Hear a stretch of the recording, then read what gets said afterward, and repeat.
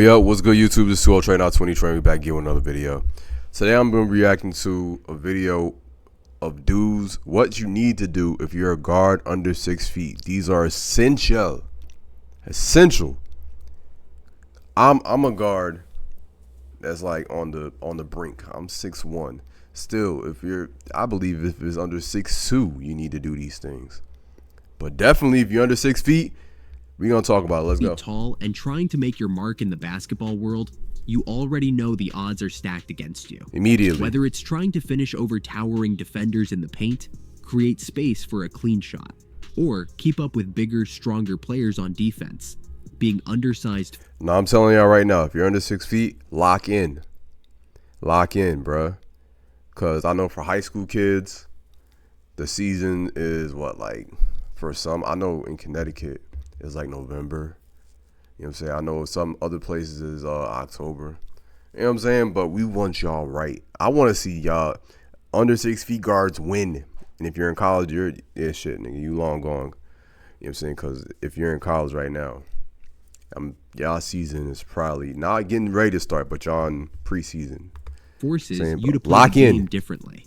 But different doesn't mean worse.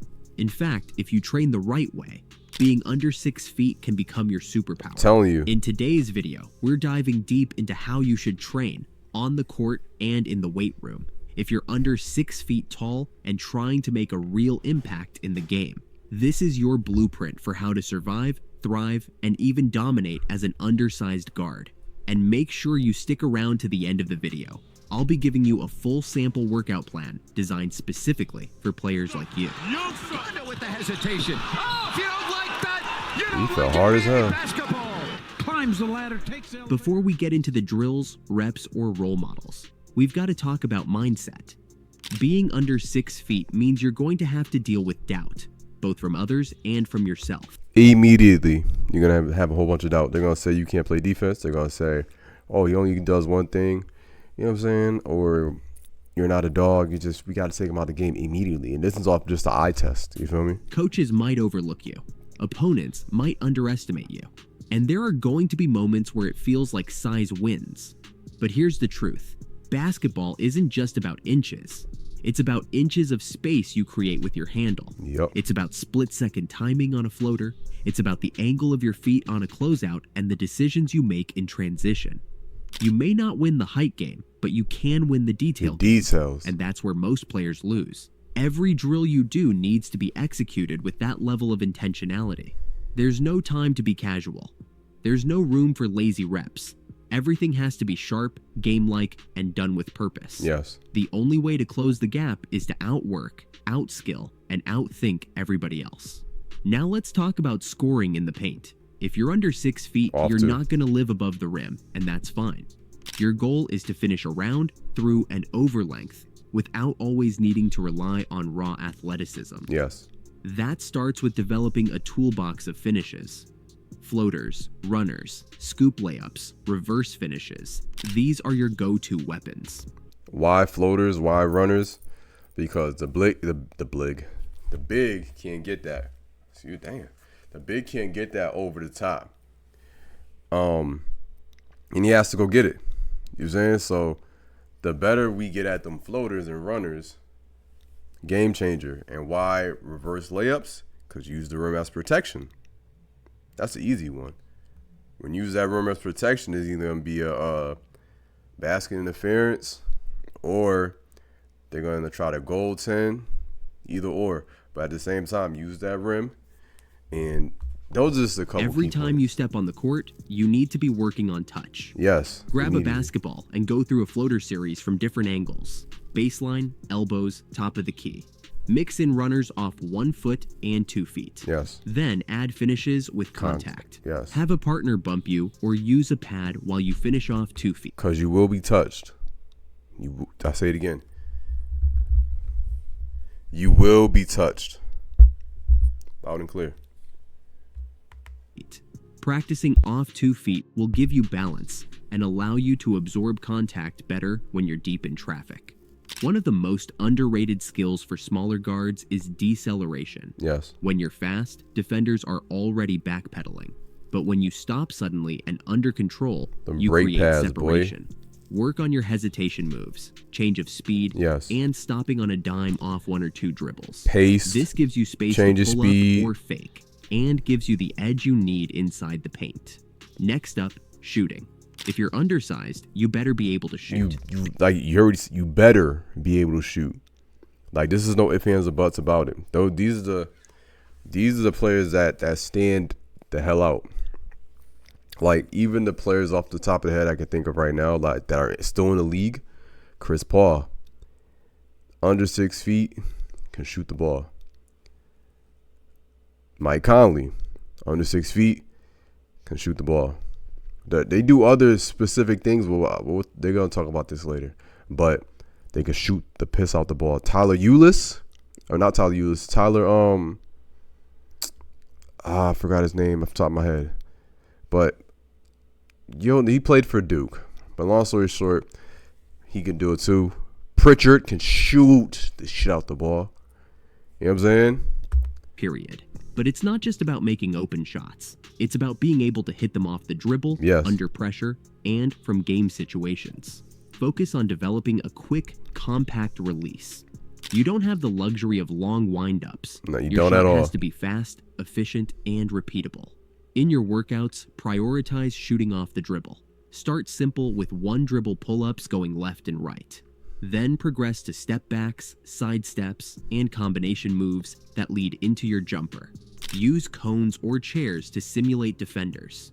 Add a defender if you can. Don't just stand and shoot. Game-like means movement, decision-making, and fatigue. Add in a make 3 out of 5 or make 8 out of 10 rule. Efficiency. That's all it is teaching you efficiency. Because the shots you do get, you have to make them as a small guard. Before moving to the next spot to simulate pressure. I like that. Also, use screens. Learning how to use a down screen, flare screen, or pick and roll to get open makes a huge difference. Undersized guards don't I forgot always about get the Brunson ball and in isolation. Fred. They just So both shoot the understanding shit out how the to ball. move without the ball is critical. Watch how guys like Fred VanVleet or Jalen Brunson navigate screens. They're really good small, at this. but always dangerous. Let's not forget defense. Just because you're short doesn't mean you're a liability. Let's talk about it. Let's talk about it. This is a problem I've seen in the playoffs with some players. Like Darius Garland, I'll give him a slight. He was injured during the playoffs, but he was getting picked on. Jalen Brunson getting picked on. There's players like Chris Paul and Mike Conley. I see them. They try, but they're so active, like with their hands, and they've even in their past like seasons, they've been real good at getting steals. You know what I'm saying? Their anticipation is next level. You know what I'm saying? So it's hard for them guys to, you know what I'm saying, to pick on them guys, but In fact, some of the most end up getting annoying foul defenders trouble in I've the seen with game Jalen Brunson. are undersized guards who are relentless on the ball. Oh, To get Jose to that Alvarado, level, he has you a need job 3 and he's things: on 6 feet. lateral quickness, Yes. elite positioning, and effort. Start with your stance. Stay low, chest up, arms out. Use ladder drills, cone slides, and mirror drills to build lateral speed. Work on closeouts and recovery steps. Defense starts with your feet, not your hands. If you can stay in front of your man, you're already ahead of most players your size. Fact. You also need to train your defensive IQ. Watch film, study angles, learn when to go over or under screens. Yes. Understand your opponent's tendencies. Yes. Know where help is coming from. Small guards can't afford to play lazy defense, so get obsessed with the details.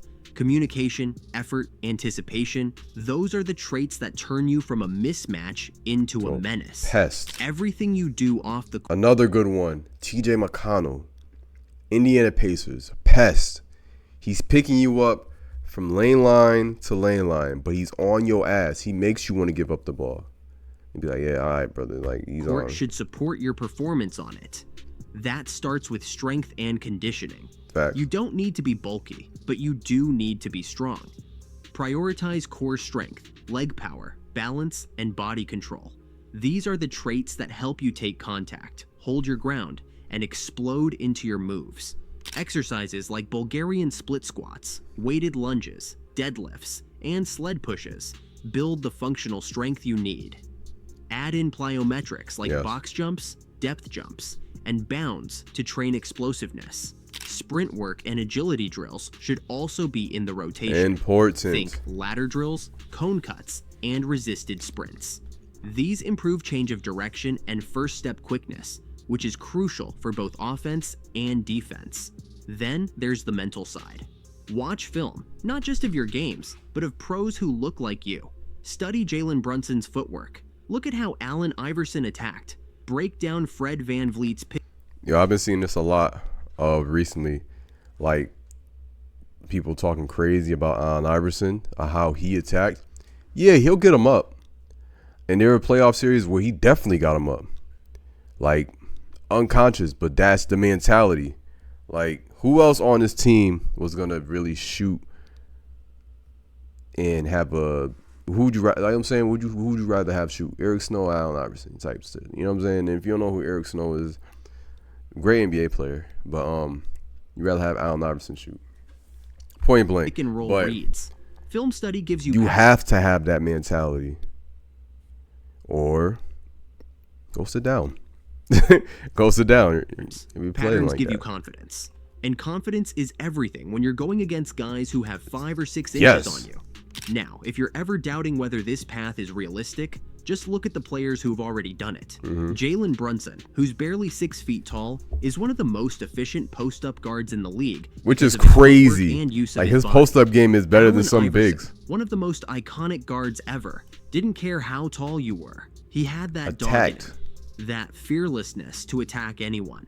Fred VanVleet went undrafted and still became an all-star and NBA champion by being smart, tough, and fundamentally sound. Jose Alvarado, Chris Clemens, Tyler Ulis, Yes. Peyton Pritchard. They're all examples of small guards who carved out roles by doing the little things right. They all make And it let's happen. not forget Muggsy Bogues and Nate Robinson, who completely broke the mold and showed that heart matters more than height.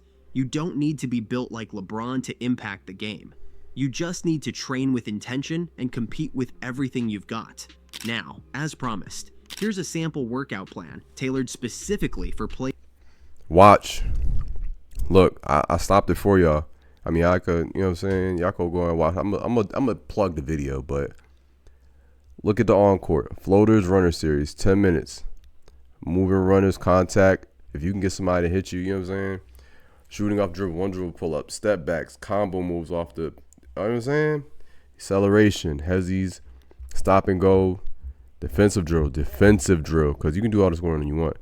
But defensive footwork circuit, ladder, mirror drill. If you can get a partner to do a mirror drill.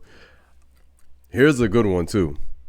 If you can get literally in a mirror and mirror yourself moving for like 30 seconds, just following your own pace. You know what I'm saying? You know how like boxers shadow box? Same idea. Same stuff, man. And close out and slide. You know what I'm saying? That's like reaction time stuff. But Players under 6 feet who all want to important maximize their game. strength. Pause it again. Bulgarian split squats, Romanian deadlifts, pull-ups, rows. Core strength is important. Because say you get bumped by these bigger guards, you have to hold your stance. You know what I'm saying? Go ahead All and important screenshot stuff, bro. this and adjust it to your liking. If you're under 6 feet, your size might be the first thing people see. But with the right training, it won't be the last. Develop your touch, 100%. master your footwork, build your body and your mind, and above all, compete with confidence. The players who make it aren't always the tallest. They're the ones who are the most prepared. If this video gave you value, make sure to Bruh.